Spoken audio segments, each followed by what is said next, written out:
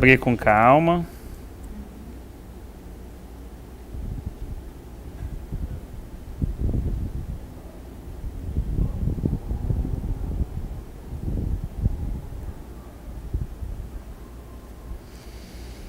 Então, aclamem o Senhor, todos os habitantes da terra. Obedeçam a Ele de coração alegre. Entrem na sua presença com música e canções alegres. Sabei que o Senhor é Deus, foi Ele que nos fez e dele somos o seu. Dele somos e o seu povo, rebanho do seu pastoreio. Amém. Entrai por suas portas com ações de graça, e nos seus átrios com hinos de louvor. Rendei-lhes graças e bendizei-lhe o nome. Pois o Senhor é bom e o seu amor leal é eterno. A sua fidelidade permanece por todas as gerações. Amém. É sempre muito interessante assim, né?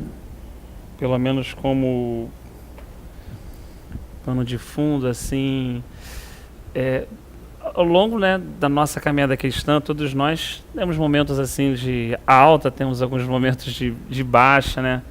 Temos alguns momentos de explosão de alegria e outros momentos de angústia, de tristeza, de lutas que de alguma forma a gente tenha passado com pessoas ou enfermidades ou as mais diversas questões.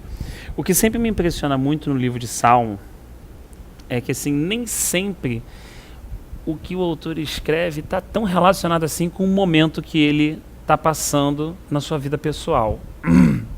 Em salmos anteriores que a gente estudou, a gente percebe assim que há salmos lindíssimos escritos por Davi, em que ele escreveu, por exemplo, dentro da caverna de Adulão, né, ou na terra dos filisteus, momentos que ele teve com uma comunhão tremenda assim com o Senhor, né?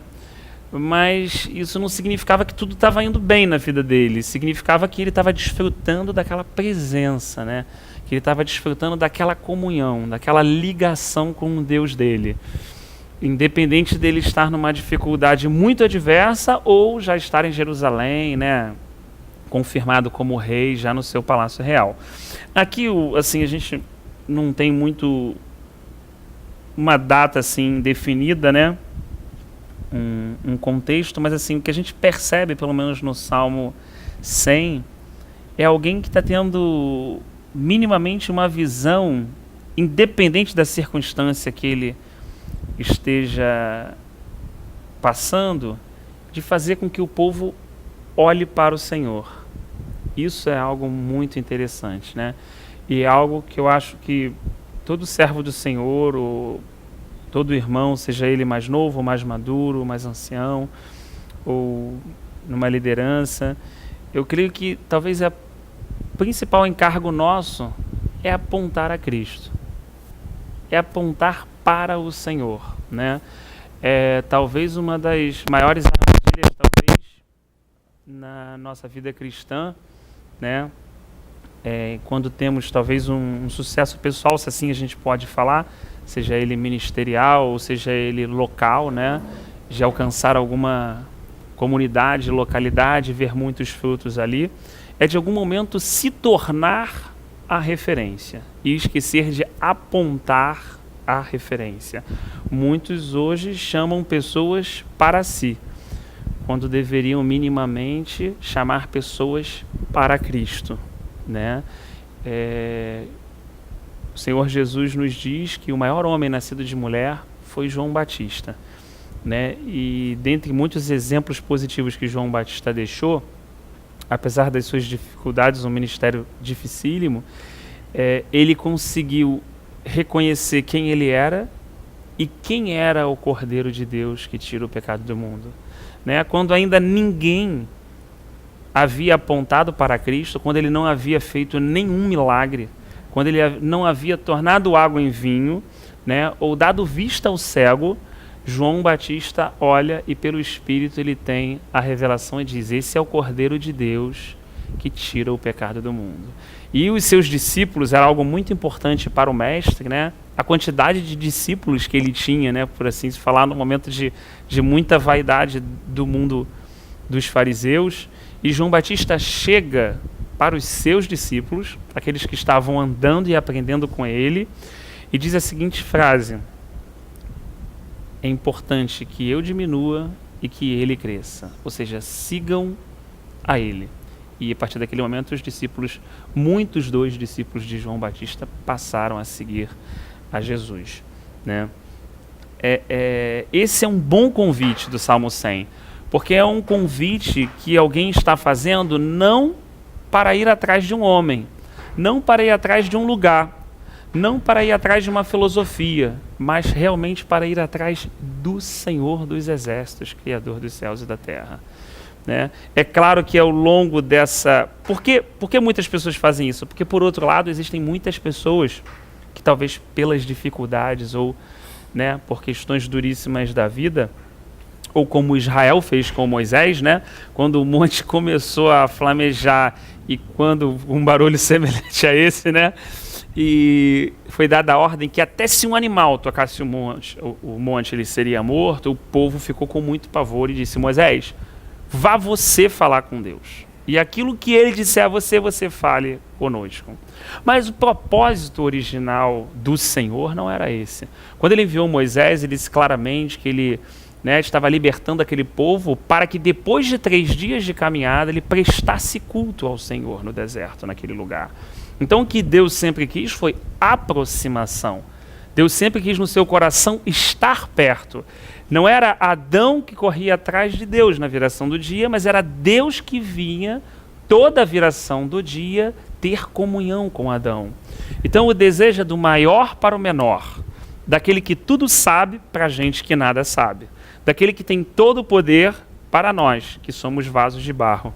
Então, ainda que amemos a Deus, é muito difícil compreender que Deus nos ama muito acima do que podemos imaginar do amor que tenhamos por Ele.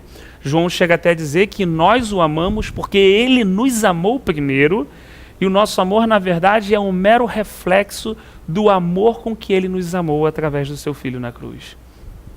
Talvez quando a gente olhe por esse prisma, a gente perceba que, na verdade, como o Pai perfeito, o Pai celestial que ama de fato o seu Filho, Deus está sempre buscando se aproximar. É claro que todo aquele contexto desse tempo que a gente citou como Moisés era necessário para que gerasse temor ao povo. O povo vinha de uma situação histórica de escravidão, de viver 400 anos sem ver a manifestação de Deus e apenas conhecendo os deuses do Egito. E ali era necessário que o povo soubesse que aquele era o Deus verdadeiro, aquele era o Deus que podia falar e iria acontecer, o Deus que abriu o mar e que enviou as pragas.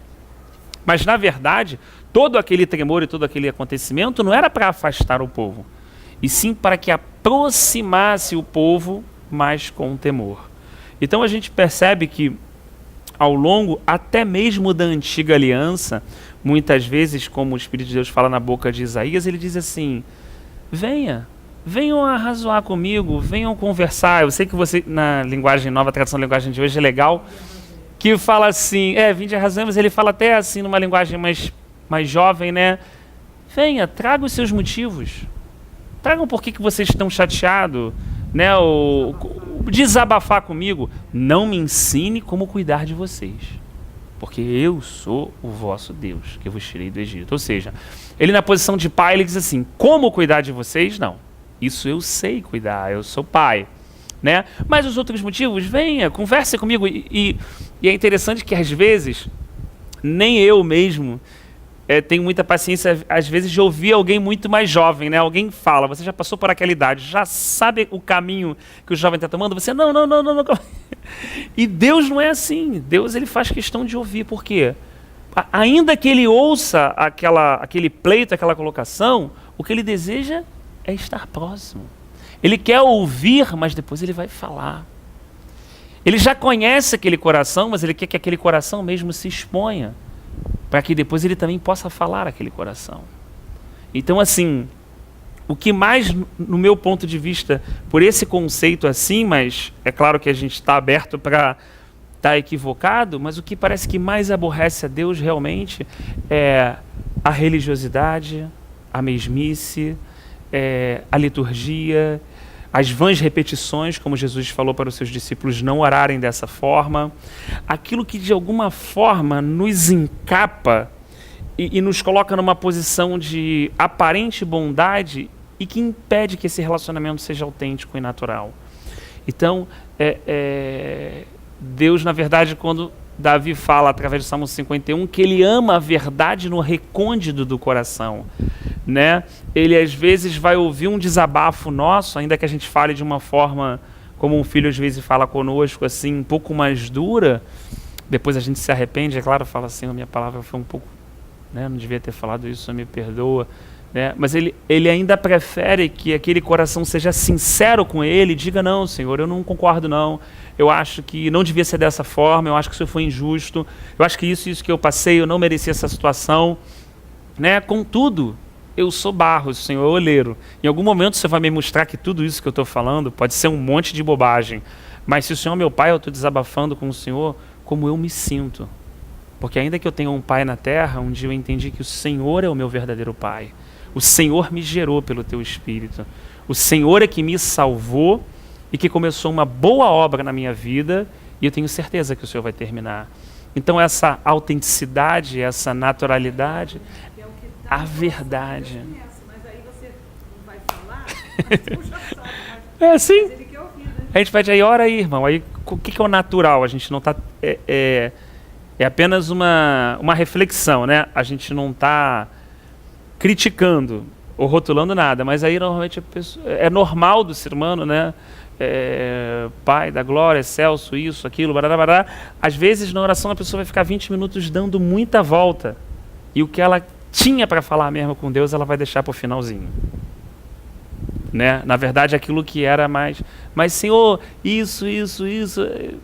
Né? Então, assim, como a gente ganha tempo na nossa caminhada cristã, quando a gente é sincero com a gente mesmo e com o Senhor, numa posição de humildade, é claro. A gente, né, ao longo da caminhada, percebe que das 100 vezes que eu pleiteei com ele, aí 100 eu estava errado, ele estava certo. Então, assim, com o pai terreno, às vezes 99 eu estava errado e uma vez ou outra podia estar certo.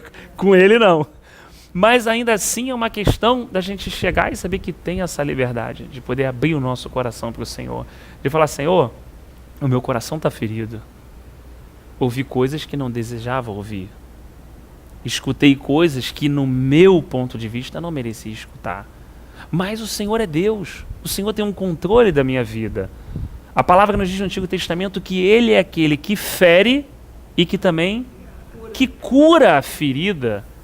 Meu Deus, então que Deus é esse que está no controle e que para nos amadurecer, como ele diz que através da boca de Paulo que nós fomos predestinados à imagem do seu Filho, que era unigênito e hoje é primogênito, o que ele precisa fazer na nossa vida para nos chacoalhar, para nos movimentar, para nos tirar da zona de conforto, para de alguma forma criar em nós um amadurecimento e nos conduzir a um patamar diferente. Então, muitas vezes, Deus cria uma circunstância e Deus mesmo resolve aquela circunstância. Mas, nesse processo de criar e resolver, ganhamos muito. Ganhamos o quê? Ganhamos Ele. Como Ana. O primeiro livro de Samuel começa como? Deus dizendo claramente que Ele cerrou a madre de Ana. Então, não adianta falar que é o diabo que cerrou, que é isso, que está fechado. Que não... não, o registro bíblico diz que o Senhor cerrou. Então ele tem um propósito. Aí algumas pessoas pendem para o outro lado, né? Elas gostam de entender um Deus tirano, um Deus general, um Deus... Não, nada disso. Deus castiga, não, porque na verdade esse Deus, ele é diferente do homem. Todo homem que você der muito poder, ele vai se tornar tirano. E a gente tem a história, como a irmã falou, que ama, para poder verificar isso, e não indo muito longe, os recém-ditadores do norte da África e da Ásia, por exemplo, que a cada momento, a cada ano cai um, por exemplo. Mas Deus, ele tem todo o poder e não é tirano. Ele é justo, um Deus de equidade, um Deus de amor, mas que também castiga as nossas rebeliões. Um Deus que nos disciplina, como diz no final do capítulo de Hebreus, né? Mas nos disciplina para gerar frutos pacíficos de justiça. para nos educar, como Paulo também diz a Tito, que o Espírito Santo nos educa pela graça. Então, não é um processo de destruição, mas um processo de resgate, de crescimento na própria vida com o Senhor. Então, assim, é com esse Deus que nós estamos nos relacionando. Então, como é importante conhecer esse Deus? Porque senão, ou a gente se frustra, se decepciona na caminhada, ou a gente tem concepções desse Deus talvez parecido com os nossos pais. E projetamos esse tipo de relacionamento. Mas como esse Deus é de verdade? E a gente repara através das ações que esse Deus exerceu sobre o seu povo na antiga aliança e sobre a sua igreja, e conseguimos ver um Deus de amor. Um Deus que poderia chegar ali, como falou para Moisés, e dizimar aquele povo todo. Que gente complicada, esse Rafael, esse João, essa maneira de gente complicada, eu vou acabar com todo mundo, mas um Deus que continuamente deseja se aproximar de um povo, que é de dura cerviz, que é cabeça dura, que tem suas dificuldades, que tem suas limitações, que muitas vezes virou as costas para ele, mas esse Deus continua, como diz, levantando profetas de madrugada e falando continuamente com o povo de Israel para que esse povo pudesse se voltar ao Senhor. Então, nesse primeiro versículo, a gente consegue ver um convite do salmista a aclamarmos o Senhor, e esse convite é para todos os habitantes da terra. Esse convite não é só para aqueles que creem, que era o Israel de Deus naquele momento, mas era para todos aqueles que respiram. O convite é para todos, talvez nem todos aceitem o convite, mas o convite é para todos. O interessante é perceber que, às vezes, alguns que creem não aceitam esse convite, como nós vamos ler um versículo aqui. Eu queria até uma ajuda, de repente, para a gente poder um pouquinho mais dinâmico. Se alguém pudesse ler o primeiro livro de Reis, Primeira de Reis, capítulo 18, 21. Primeiro livro de Reis, capítulo 18, versículo 21.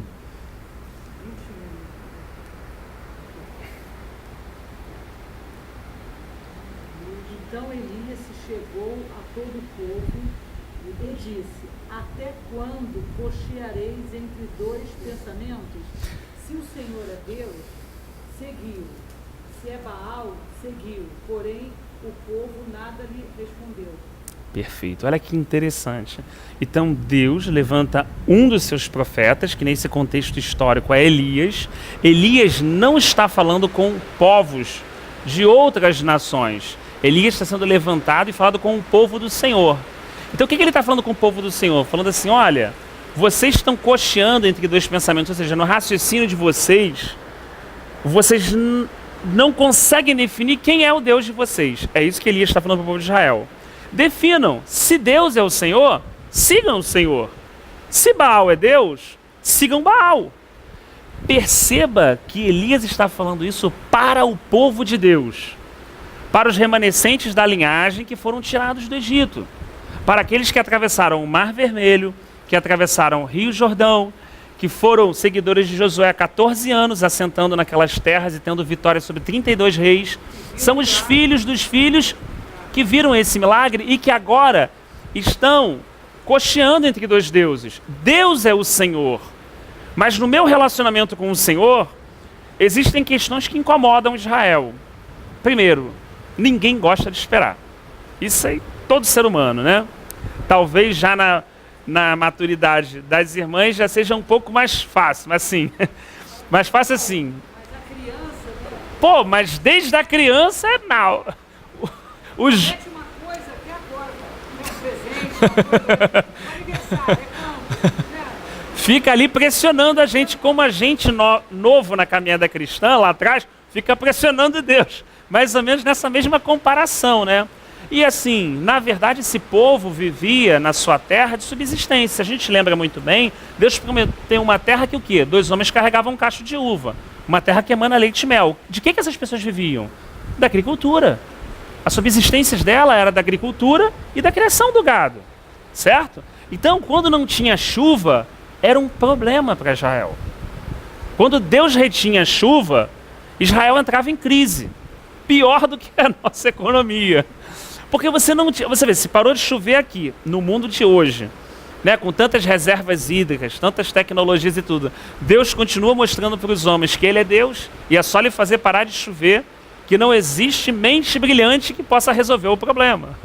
Porque no final todos dependemos de Deus. Imagina nesse contexto histórico, imagina nesse momento onde as pessoas dependiam da chuva.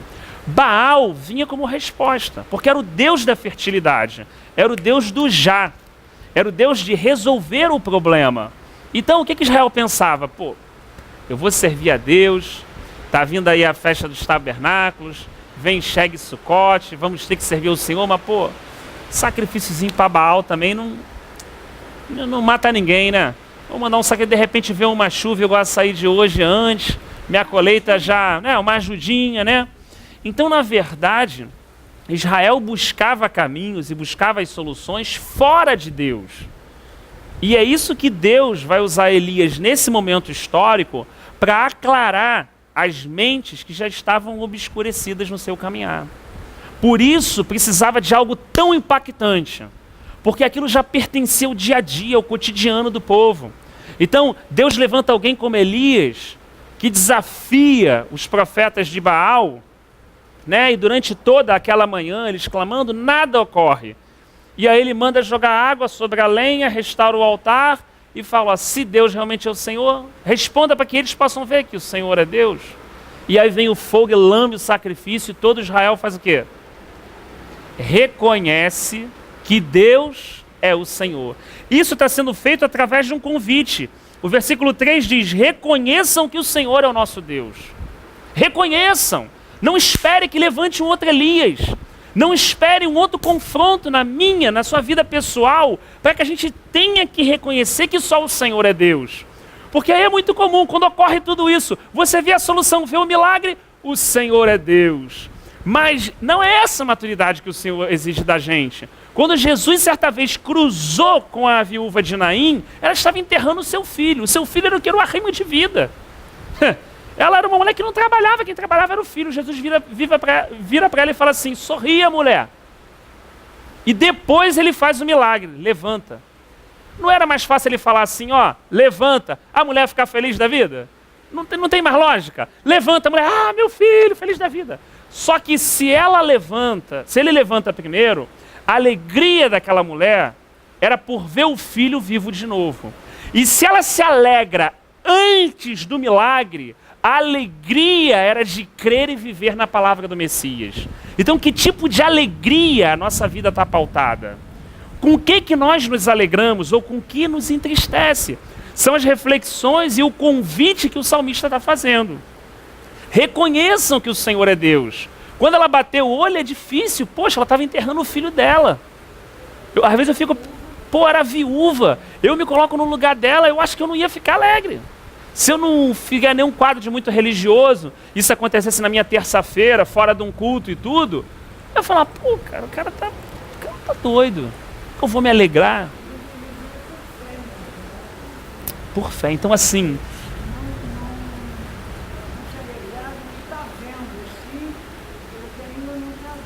Perfeito.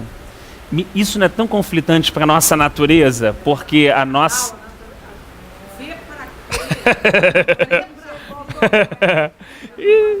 Não pode ser igual também, mas você imagina um quadro.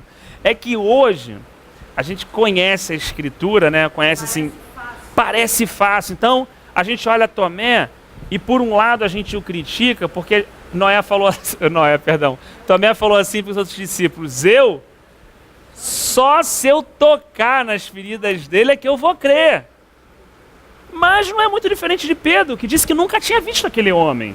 Ou dos outros que não acompanharam seu sepultamento.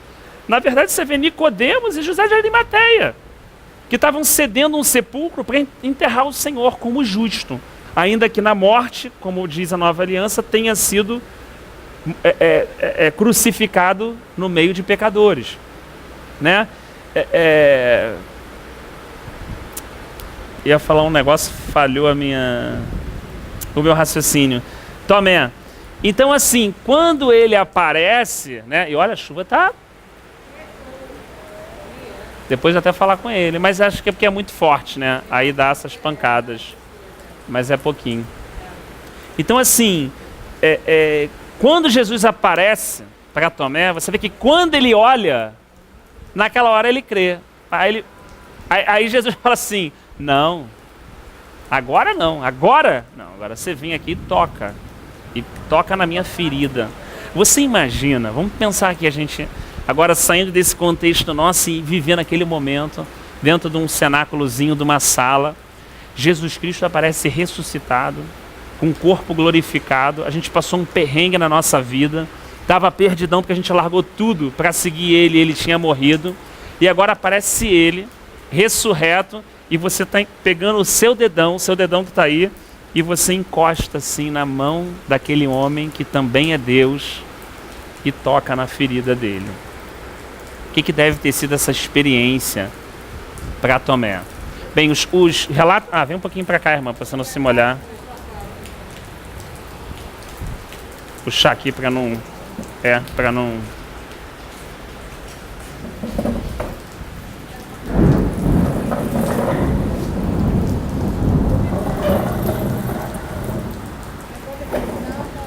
A gente fica pertinho. Os registros históricos falam que o corpo de Tomé foi encontrado na Índia.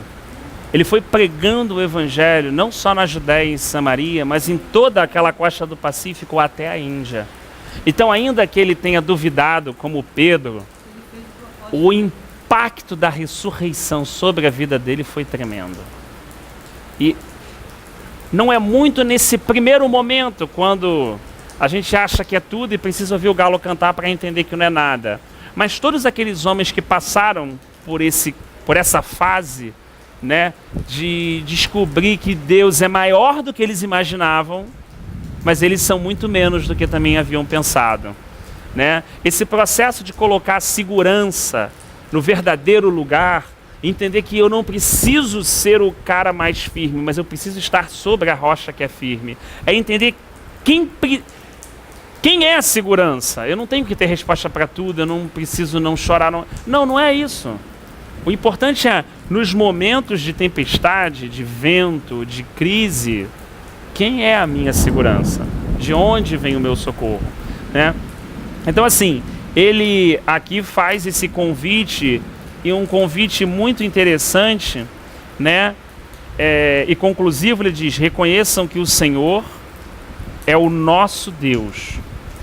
Ele nos fez, estou na versículo 3, do Salmo 100 ainda. Reconheçam que o Senhor é o nosso Deus.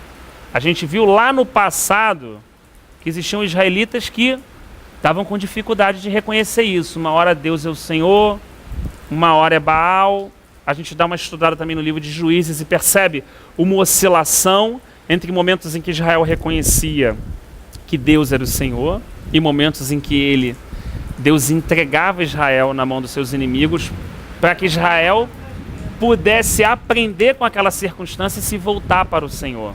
Ainda era uma disciplina para os atrair para Ele mesmo, né? Então assim, isso é perceptível, essa intervenção de Deus o tempo todo. Por outro lado, a gente tem pessoas que, entre aspas, não eram do povo, como a gente poderia citar o caso... Fugiu da minha mente agora o nome daquela prostituta que vivia... Raabe, perfeito, Raabe, né? Ela não era do povo, concorda? Ela vivia da prostituição na cidade de Jericó, né? E quando aqueles homens procuram abrigo, o que ela fala? Ela fala assim, eu sei que o Deus de vocês vai entrar e vai derrubar tudo. Entre aspas, assim, né? É o que ela fala, eu sei que... Por isso que ela faz um acordo. Se ela cresce que a muralha era poderosa para proteger ela, você acha que ela fazia acordo? Não, ela fala assim, ó, vai embora aí que estamos aqui há 50 anos, ninguém passa dessa muralha. Ela fez o acordo por saber, ela falou assim, eu tenho ouvido falar das maravilhas que o Deus de vocês estão fazendo. Como vocês atravessaram com o pé a seco no Jordão, como vocês comem com o maná que desce do céu. Então olha que coisa interessante, a fé vem pelo ouvir e ouvir a palavra de Deus. Existia gente que via, mas não ouvia. E existe gente dentro de Jericó que não via, mas que ouvia. Então, mais tarde o Senhor nos dá exatamente essa dica, que o importante é não ter ouvidos do coração surdo, mas que o nosso coração possa ouvir aquilo que o Espírito diz à igreja. Então existiam pessoas que viram tudo isso. Existem pessoas que atravessaram, como Acã, com o pé seco. Eles se circuncidaram. Circuncisão está falando de aliança, de compromisso. Está falando da Páscoa, que é a ceia. Essas pessoas foram batizadas naquela água. Elas participaram de todo um processo, ainda que de forma figurada, porque ainda não havia sido revelado Cristo, então essas coisas ainda eram apenas como figura. Mas você imagina, elas participaram disso tudo, mas elas não conseguiram ouvir. Não deram valor, não conseguiram entender o valor daquilo. O valor, pô, de onde Deus tirou os nossos pais, de onde Deus nos tirou. É verdade. Estamos esperando. E... é.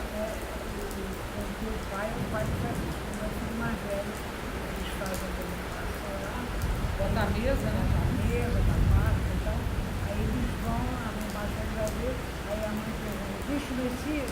Não. É isso mesmo. Vou procurar o Messias na rua. Agora, olha que reflexão interessante para a gente pensar junto aqui, né? Por um lado, Israel está esperando o Messias.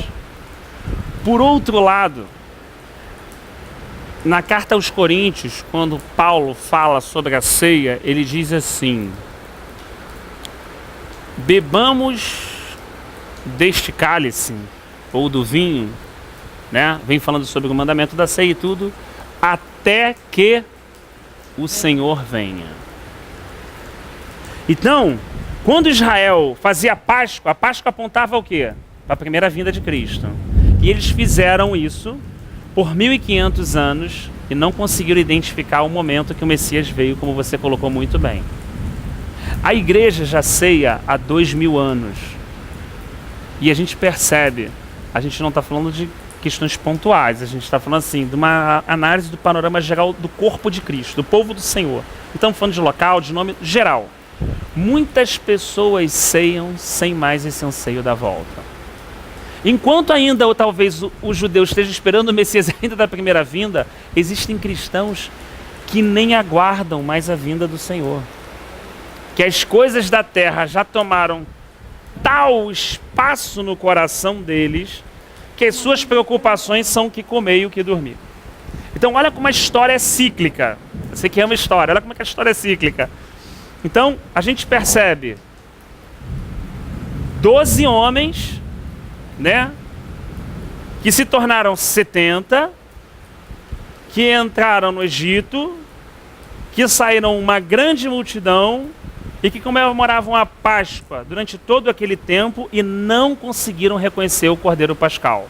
Por outro lado, na Nova Aliança, temos 12 apóstolos, 70 discípulos, que se tornou uma multidão de gente, os números são os mesmos, e que ainda não estão aguardando a vinda de Jesus, ou apressando, como diz o discípulo. Olha como a história é cíclica. Quem perseguiu a Cristo? Os judeus, aqueles que deveriam recebê-lo. Quando a gente fala de momentos difíceis, futuros, né, a gente percebe muitas vezes, momentos no nosso contexto, a gente não sabe quando, né, mas a gente sabe que a tendência é aquele que é justo, ou aquele que é santo, santifique-se mais ainda. Aquele que é imundo, né, vai ficar mais imundo ainda. Então, a gente fala de uma separação, pelo menos espiritualmente falando, que vai gerar uma perseguição. Não tenha dúvida. Enquanto a gente conversa aqui, tem irmãos nossos morrendo na Filipina. Todo dia chegando meio de pessoas que estão, né, sendo perseguidas e perdendo seus familiares. A gente hoje vive uma condição de liberdade temporária. A gente não sabe até quando. Pode ser que dure mais tempo, pode ser que não. Mas Olha como é que é importante, a perseguição tem um papel muito importante, e teve no início da igreja, né? Que é um processo de purificação. Porque é bem mais simples a gente falar assim, eu reconheço o Senhor, e é bem mais complexo se alguém tiver com uma faca, pelo menos, eu estou falando de mim, no pescoço das minhas filhas, e dizendo assim, ó, nega Cristo que elas vivem.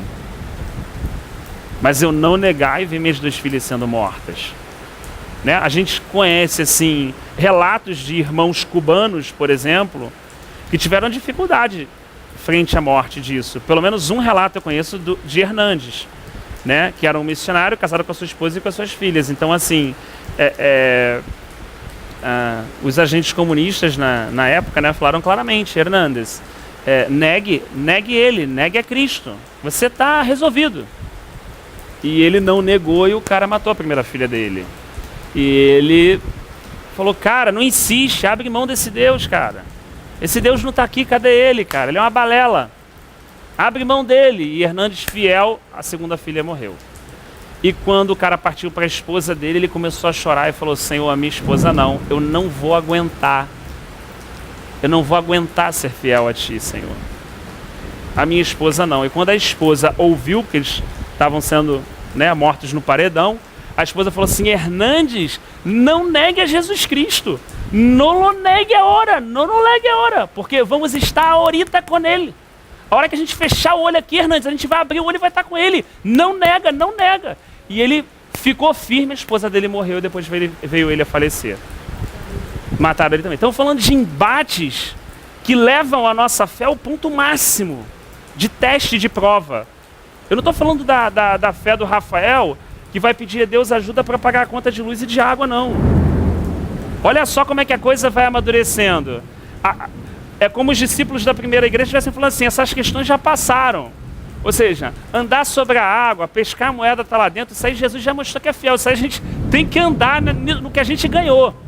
Agora vão vir questões maiores que vão provar aquilo que a gente chama de conhecer a Deus. E é claro que Deus, né? É claro que Deus, né? Ele conhece o nosso coração.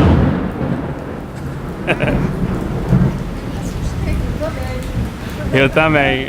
Coração, a nossa estrutura. Então, com Ana, como a gente começou falando no início do estudo, ele cerrou a madre. Ana passou um pedaço. Ana era humilhada pela sua rival. Ana era, sabe, perseguida. A rival dela botava na conta dela como desagarotada legal. Entendeu? Porque filho era na verdade o presente que a mulher dava ao marido. Então ela chegando lá com todos os seus filhos e Ana lá com nada. Embora Eucana amasse Ana, aquilo era uma crise para ela.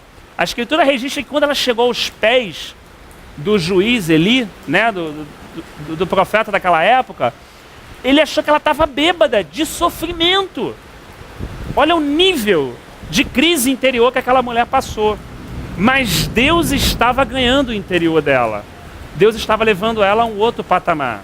Deus havia cerrado a madre dela, como a gente falou inicialmente também. Ele é o que fere, mas também é o que cura a ferida. Na verdade, quando Ana recebe a palavra de que Deus havia ouvido a oração, Deus queria muito mais do que dar um filho a Ana. Deus queria dar a ela o maior profeta que Israel já havia conhecido, que era Samuel, e que nenhuma palavra ia cair por terra. Era um filho que, olha só, quando ela olha aquilo, meu Deus, olha só, tem um plano maior. Eu estou passando um sofrimento, uma perseguição, mas tem um plano maior. Eu não posso tentar adequar o plano de Deus à felicidade da minha vida. Tem uma coisa muito maior em jogo. Não, e ela tipo assim, ela tanto queria um filho, mas com esse sofrimento todo, ela deu o filho para Deus. Ela podia ser egoísta, porque assim, agora o Senhor me deu, é para mim. Mas ela entendeu, né? Verdade, ela podia ser obstinada. Mas na verdade ela que ela ganhou. Se você lê o Cântico de Ana, é uma coisa linda. Porque ela ganha uma realidade que nem o profeta da época tinha. Deus, agora eu sei quem tu és. Tu dá a vida, tu tira a vida. Tu enriquece, tu empobrece. Tu faz nascer, tu faz morrer. Tu és Deus, tu és Senhor. Versículo 3, reconheçam que Ele é Senhor. Ana reconheceu isso através da experiência que ela passou. Deus é Senhor, não adianta tentar manipular Ele. Depois Deus deu outros filhos a ela, né? Mas ela fez parte de um projeto de algo muito maior. Então, às vezes, é como Deus quisesse contar com filhos mais maduros. E para ele contar com aquele filho mais maduro, você tem que aguentar. Você tem que passar essa pedrinha aí. Pô, você tem que passar isso, é muito tempo. Né? Então assim, eu posso confiar essa obra nas tuas mãos? Ou na verdade você quer uma vida tão feliz, tão boazinha, com tudo tão certinho, que cara, não posso contar com nada para você, Rafael? No máximo para fazer uma coisinha ou outra, é isso que eu posso contar contigo? Ou eu posso contar com você realmente pro que der e vier? Então assim, isso leva a gente a um outro patamar de reflexão, de pensar assim, eu estou olhando para mim ou estou olhando para o meu mestre? Porque se eu estiver olhando para o meu mestre, eu vou ver as necessidades do meu mestre e não as minhas. E aí a minha forma de enxergar as coisas, de pensar e de ver vai mudar totalmente, né? Então parece que esse salmista, né, tá fazendo esse convite porque ele diz assim, ó, ele nos fez e somos dele. Então ele ganha a noção de que nós somos propriedade dele. Olha que coisa importante. Ah, Rafael, mas isso é básico. Isso é básico. Esse salmo não é Davi que escreveu. Esse salmo não. Quer dizer, não tem registro, né? Não posso dizer também, né? O título é Hino de Ingresso ao Templo, né? Aí tem as correntes que alguns creem que foi Davi, outros creem que foi, né? Mas o importante é que o Espírito de Deus colocou na boca dessa pessoa esse aclamar, esse convite. Olha quantos convites Deus nos faz através da sua palavra. E ele está fazendo convites. Olha só, Jesus certa vez falou assim, quem quiser... Galerão, não é obrigado, não tem pressão, não tem revólver na cabeça. Quem quiser vir após mim, negue-se a si mesmo, tome sua cruz e venha. Quem quiser. É uma escolha, não estou obrigando ninguém. Como meu pai falava comigo, Rafael, você não se decidiu ainda. Como, pai, que eu não me decidi? Eu já aceitei Jesus. Ele falava, você não entendeu o evangelho até hoje, meu filho. Como é que você aceitou Jesus? Você não pode aceitar Jesus, é Ele que te aceita. Ele é que é santo, você é pecador. Ele é que é puro, você que está na lama. Como é que você aceita Ele? É Ele que te aceita na glória. É essa graça que te alcançou. Você só respondeu a isso. Agora o convite que Ele te faz é de você deixar você mesmo e seguir a Ele. Você já se decidiu em relação a isso? Ou você continua na sua vida empurrando algumas coisas com a barriga e no final, na hora de tu decidir se você mora aqui, mora ali, troca de trabalho, faz isso, aquilo, você faz o que for mais conveniente para você, Rafael? Você já se decidiu verdadeiramente? Ou você anda como Israel, que vai fazendo a paradinha toda, mas chega uma hora ou outra que precisa de um negócio, vai buscar em outra força a solução para aquilo que você quer, porque você não deseja esperar em Deus. Então, claro que essas coisas estão dentro de mim quase que brigando diariamente num processo de amadurecimento. E aqui, ele entende assim, mas calma aí, quem é dono da minha alma é Ele. O salmista entende isso, né? E a gente está vendo um Israel que não entendia muito isso, não. A gente está vendo um Israel que até falou assim, ô rapaz, levanta um rei aí para a gente ser igual às outras nações. Mas Samuel falou, mas você já não tem um rei? Ele vai para o Senhor, quando o Senhor, não, pode atender eles não te rejeitaram não, Samuel. Eles me rejeitaram desde o dia que eu tirei eles do Egito com o braço forte. Então assim, ingratidão. Então, às vezes algumas pessoas leem o Antigo Testamento, que é lindo, dizem assim, aquele é o Deus mau, aquele é o Deus tirano. Aí olha a Nova Aliança, esse é o Deus bonzinho. Não, Ele é o mesmo ontem, hoje e será eternamente. Ele é o Deus apaixonado, paciente, amoroso, zeloso. Quando a pessoa lê assim, porque a terra abriu e engoliram 8.000. Amigo, engoliu 8.000, mas depois dele ter falado 1 milhão de vezes, depois dele ter dado 1 milhão de chances, depois dele ter feito de uma forma amorosa, criado 1 milhão de circunstâncias. Mas as pessoas se obstinaram, levantaram idolatria e não quiseram seguir esse Deus. Então não é que ele foi mal, pelo contrário, ele poderia ter descido fogo e destruído a todos. Mas ele, na verdade, vamos pensar sinceramente, Ah, tá, eles não entraram na terra prometida, porque murmuraram mais de 10 vezes, né? E blasfemaram contra o Senhor, e o Senhor falou que aquela geração não ia entrar. Legal, não ia entrar. Mas até o último morrer, algum dia deixou de cair maná? Algum dia deixou de sair água? As sandálias dessas pessoas desobedientes desgastaram? Olha que coisa linda. Deus está falando assim, ainda que você não seja fiel, eu sou fiel. A tua roupa não gasta, a tua sandália não gasta.